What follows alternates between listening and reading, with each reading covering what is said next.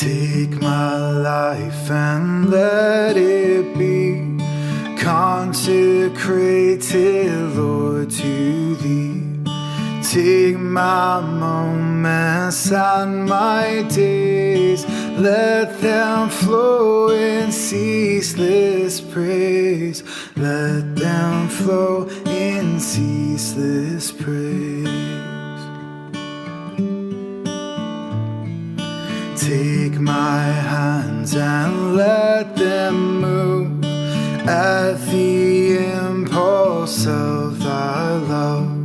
Take my feet and let them be swift and beautiful for Thee, swift and beautiful for Thee. Take my voice and let me sing, always only for my King. Take my lips and let them be filled with messages from Thee, filled with messages from Thee. Take my will and make it Thine, it shall be no longer mine. Take my heart, it is Thy own, it shall be Thy royal throne, it shall be Thy royal throne.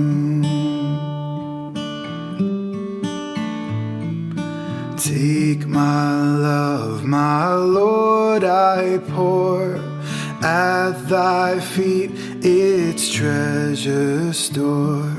Take myself and I will be ever only all for Thee, ever only all for Thee.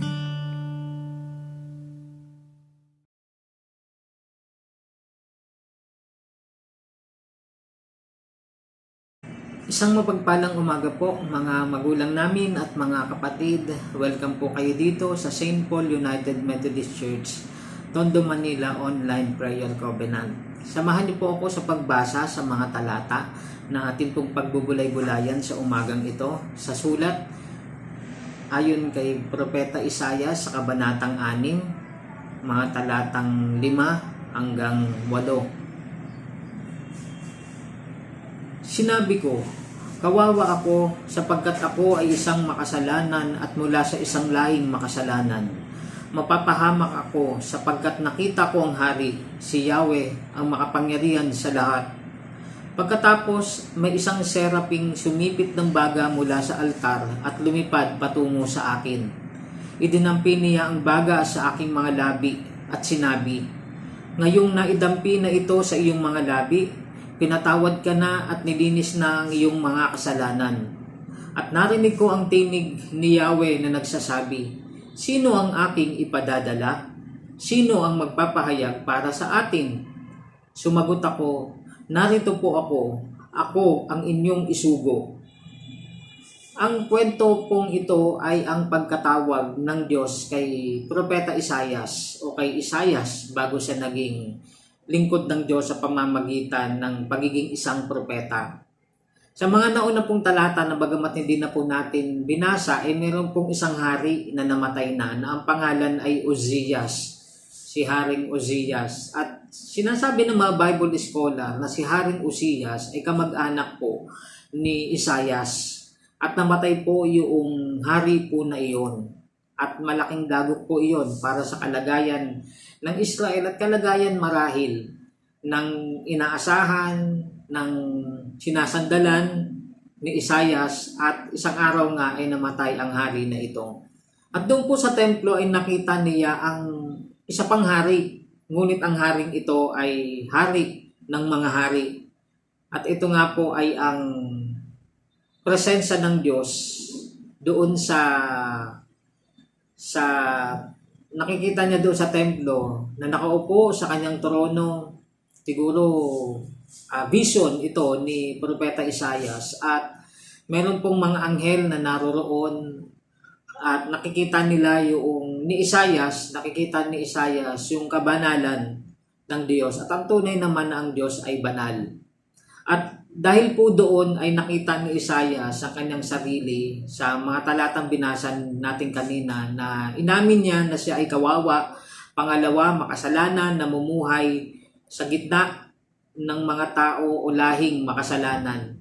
At nakita niya yung kanyang sarili na sa kanyang pagiging makasalanan ay mapapahamak siya, na nakita niya pa yung kabanalan ng hari ng mga hari, na si Yahweh ang makapangyarihan sa lahat. At dahil po doon sa pagkilala, pagtanggap niya bilang makasalanan, ay may ginawa po ang anghel ng Diyos. It's symbolic na kung saan ay kumuha po ng baga doon sa altar, at sabi rito, dinampi niya ang baga sa aking mga labi, o sumipit ng baga mula sa altar, lumipad patungo sa akin, dinampi niya ang baga sa aking mga labi at sinabi, ngayong naidampi na ito sa iyong mga labi, pinatawad ka na at pilinis na ang iyong mga kasalanan. Dahil po sa pagkilala, pagtanggap ni Propeta o ni Isaias na siya ay makasalanan, ay may ginawa sa kanyang symbolic sa pamamagitan ng pagkuha ng baga. Hindi naman po siguro literal na sa pagdampi ng baga sa labi ay nasunog o nasugatan ng kanyang labi, kundi ito po ay paraan ng paglilinis sa kanyang mga kasalanan, dahil siya ay naging mapagpakumbaba sa harap ng presensya ng Diyos. At sa pagkilala ni Isaias bilang makasalanan at sa pamamagitan po ng pagdampi ng labi sa bibig niya, ay nagkaroon po ng pagbabago sa kanyang buhay. Maaaring nakikita niya yung kanyang sarili na makasalanan at binago ng Diyos sa pamamagitan ng pagsunog ng baga sa kanyang labi. Maaaring ang labi po natin ay pinagmumulan po ng kasalanan, ng mga pananalita, ng mga hindi po kalugod-dugod sa Panginoon. Pero it's a symbol na kung saan ay ginamit ito ng Diyos yung baga para makita at maranasan ni Isaias yung paglilinis ng pagpapatawad ng Diyos sa kanya. At mula po roon sa pagpapatawad na iyon, ay meron pong dahilan ang Diyos. Kaya nga, nagtanong siya, si Yahweh, sino ang aking ipadadala? Sino ang magpapahayag para sa atin? Meron pong pangangailangan ng bansang Israel sa mga panahong ito, lalong-lalo na nung panahon na nagpapahayag si Propeta Isaias ng mga mensahe mula sa Panginoon. Siya ito matawag ng mga tao upang magpahayag ng kanyang mga salita. At may tugon po agad din si Propeta Isaias sa kanyang pagsagot na, sumagot ako, narito po ako ang inyong isugo. Makikita po natin yung proseso na kanyang pinagdaanan. Namatay ang hari, ang kanilang hari sa Israel, pero nakita niya yung kanyang sarili, nakita niya yung presensya ng hari ng mga hari, at nakita niya yung kanyang sarili na makasalanan, namumuhay sa kasalanan, sa gitna ng mga lahing makasalanan. Subalit, may plano pala ang Diyos para sa kanya, at dahil po doon ay gagamitin siya ng Panginoon. At ang pagtawag po ng Panginoon kay Propeta Isaias ay nagpatuloy po ito, at hanggang ngayon ay ating po pinag-uusapan, pinag-aaralan, at marami rin siyang naging mga propesiya tungkol sa Panginoong Hesukristo. At dahil po doon ay pinagpala ang mga salita na kanyang isinulat. Although galing po sa kanya yung mga sulat, pero mula pa rin po ito sa Panginoon yung mga salita at mensahe. Ganun din po sa buhay natin bilang mga mananampalataya. Hinihintay ng Diyos ang ating pagpapakumbaba, pagtanggap sa ating pagiging makasalanan, at naroon riyan ang Diyos para tayo patawarin, linisin, at higit sa lahat, tawagin at gamitin ang ating mga buhay. Salamat po sa mga buhay na nagpapagamit sa Panginoon, sa mga lalaki at babae, sa iba't ibang kaparaanan na ginagamit ng Panginoon para magpahayag ng kanyang mabuting balita. Gamitin nawa kayo ng Panginoon mula sa inyong sarili na binago, mula sa inyong buhay na nabago. Gamitin po kayo ng Panginoon na magpatotoo at madala ang kanyang mabuting balita sa inyong kapwa sa bawat araw ng inyong buhay. Sa pangalan ng Ama, ng Anak, ng Banal na Espiritu. Amen.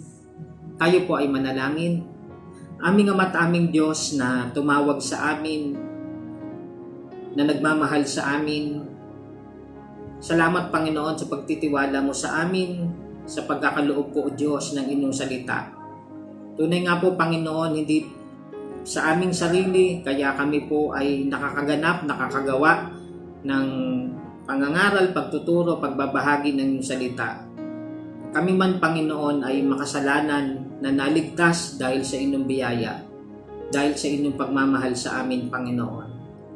Salamat po o Diyos sa biyaya ng pagpapatawad at patuloy nawa naming makita ang aming mga sarili o Diyos na hindi mo lang kami pinatawad kundi nais mo kaming kasangkapanin at gamitin na madala ang mabuting balita sa pamamagitan ng aming Panginoong Hesukristo. Panginoon, narito yung mga anak, sila na naabot ng tinig at ng mensahe na ito, katagpuin mo ang kanilang kalagayan at pangangailangan. Sila o Diyos na nangangailangan ng pisikal na kagalingan Ama sa pangalan ng inyong anak na si Jesus. Inyong hipuin ang kanilang lupang katawan at dumaloy ang kagalingan sa kanila o pangangatawan Panginoon. Gayun din po o Diyos, sila na nangangailangan ng inyong salita. Patuloy po kayong magpakahayag ng mensahe, ng pag-asa, ng pananampalataya, ng pagliligtas, Panginoon.